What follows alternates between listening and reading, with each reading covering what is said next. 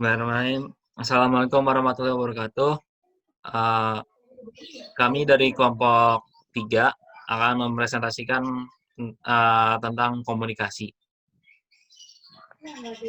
Eh, Berikut adalah tim kami. Saya Sultan Faid Kamal, dan ada Taris Rizkan, dan Dini Damayanti. Selanjutnya akan dibacakan oleh Dini. Oke, di awal kita harus tahu itu pengertian komunikasi. Komunikasi adalah suatu proses penyampaian informasi, baik pesan, ide, atau gagasan dari satu pihak kepada pihak lain. Pada umumnya, komunikasi dilakukan secara lisan atau verbal yang dapat dimengerti. Apabila tidak ada bahasa verbal yang dapat dimengerti oleh keduanya, komunikasi masih dapat dilakukan dengan menggunakan gestur tubuh. Lanjut.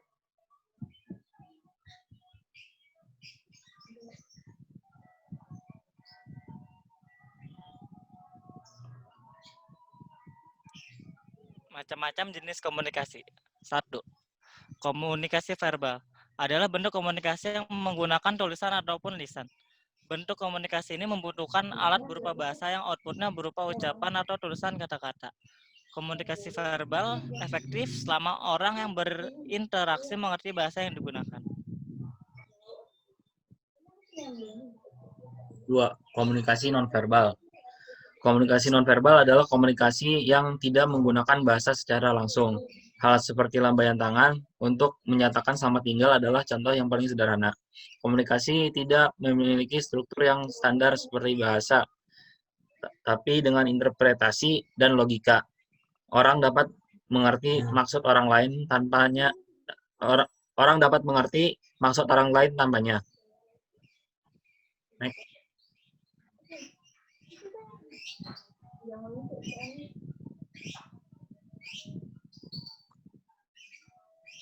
Model komunikasi. Yang pertama ada model linear, yaitu komunikasi satu arah di mana proses penyampaian pesan dilakukan oleh komunikator saja tanpa adanya feedback. Contoh dari komunikasi linear adalah hakim terhadap terdakwanya, yaitu seorang hakim sedang membacakan tuduhan terhadap terdakwa tanpa ada feedback dari terdakwa. Contoh selanjutnya adalah seorang ayah memberikan nasihat kepada anaknya tanpa adanya umpan balik dari si anak.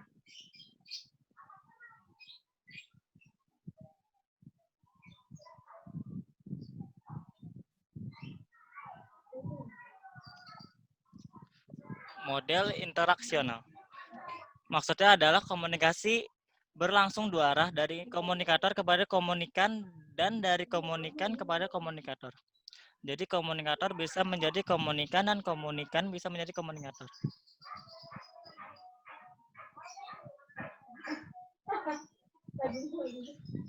Bercakap-cakap atau mengobrol. Model ini menggarisbawahi pengiriman dan penerimaan pesan yang berlangsung secara terus-terusan dalam proses komunikasi. Model ini bersifat kooperatif, yaitu komunikator dan komunikan sama-sama bertanggung jawab terhadap dampak dan efektivitas komunikasi yang terjadi.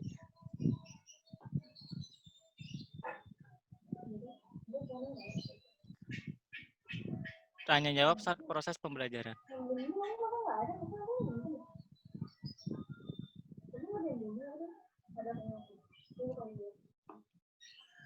Model komunikasi transaksional. Model ini menggarisbawahi pengiriman dan penerimaan pesan yang berlangsung secara terus-menerus dalam proses komunikasi. Next. Model ini bersifat kooperatif, yaitu komunikator dan komunikan sama-sama bertanggung jawab terhadap dampak dan efektivitas komunikasi yang terjadi. Model transaksional beranggapan bahwa saat kita terus-menerus mengirimkan pesan, kita berurusan baik dengan komunikasi verbal dan nonverbal. Dengan kata lain, peserta komunikasi atau komunikator melakukan proses negosiasi. Contohnya, jika seseorang mengatakan halo pada Anda dan Anda tersenyum, senyum Anda itu adalah respon, maka terjadi transaksi. Contohnya seperti tersenyum dan melambai.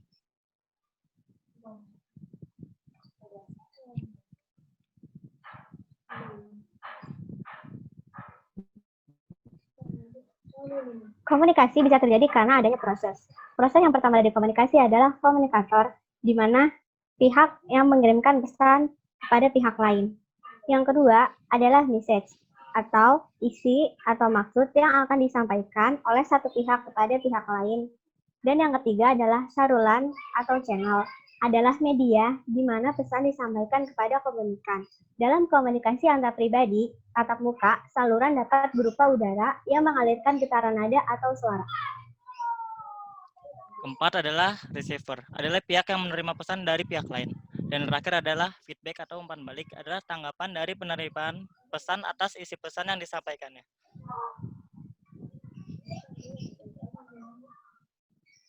Kenapa sih kemampuan berkomunikasi penting dalam bekerja? Yang pertama, Untuk memberi memberi informasi. Yang kedua, untuk mempengaruhi dan meyakinkan. Dan yang ketiga, untuk membangun relationship. Hubungan.